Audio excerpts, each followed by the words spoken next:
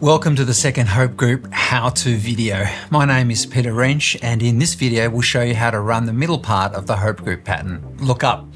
Simply ask the group to read either aloud or silently the Bible passage on their phone screens or from a printout. The passage will always be found on the left-hand side of the page. Next, ask the group, what did you like about the passage? You can see it just there. People might like to draw a simple light bulb on something that stood out to them or caught their eye if it was being read. And if you're meeting online, Zoom or Microsoft Teams have functions like annotate, stamp or draw, and you can use those to highlight the things that stood out. So let's have a crack at the parable of the mustard seed here. Now, one thing that stands out to me is that the birds of the air come and find shade under the big branches of the huge tree, sentence 32. So I'm just going to put a little light bulb there.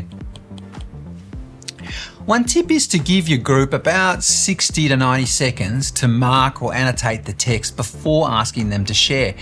Now, this gives them a bit of processing time because, remember, you might be very familiar with the story, but they may never have read it before. And after you've gone around the group and asked each group member for something they liked about the passage, do the same thing with the second question. What do you find challenging or hard to understand? It might be the meaning of a word or phrase, an idea that's surprising or difficult to grasp. In the parable of the mustard seed, I find the phrase, the kingdom of God, exciting, intriguing, but hard to explain. So what I'll do is I'll just put a question mark over the top.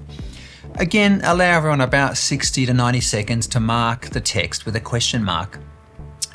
When you start collecting the questions from the group members, it's important to remember that you don't need to be an expert Bible teacher to be able to learn from reading the Bible together. Now, Jesus is the teacher by his Spirit, so you don't need to know all the answers. Actually, you might be surprised to hear that Peter Blauss, a former missionary, has written an article on gotherefore.com entitled 20 Reasons Not to Answer Questions in Groups Like These. Next, we reread the passage or story and retell it in our own words. And I've been amazed by how well many of the people in groups that I meet with, how well they do it. They seem to be able to take a complex parable and retell it in everyday words just like that. And one bonus of trying to do this is that you'll find it much easier to do the look forward section, which we'll come to in the last video.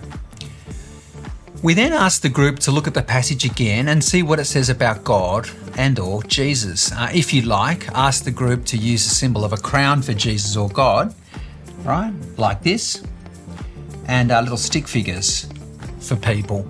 Again, allow everyone about 60 to 90 seconds to mark or annotate the text before asking them these questions. And rather than asking the group in general to answer, try asking someone in the group you've noticed drawing or writing something down. This saves precious time waiting for awkward pauses to finish. Another tip, from the moment you begin running a Hope Group, share the job of asking the questions around. It's important to model to the group that they could run a group themselves one day in the not too distant future. So give them plenty of practice early on.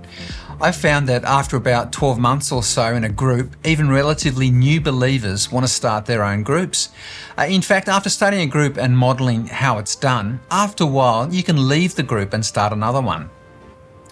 This look up section shouldn't take longer than about 10 or 15 minutes, which is a challenge for those of us used to spending more time in Bible study. But it's important to allow enough time for the look forward section. And remember, Jesus is the teacher by his Spirit. Well, we've already finished the first two sections. Well done. Next up, look forwards.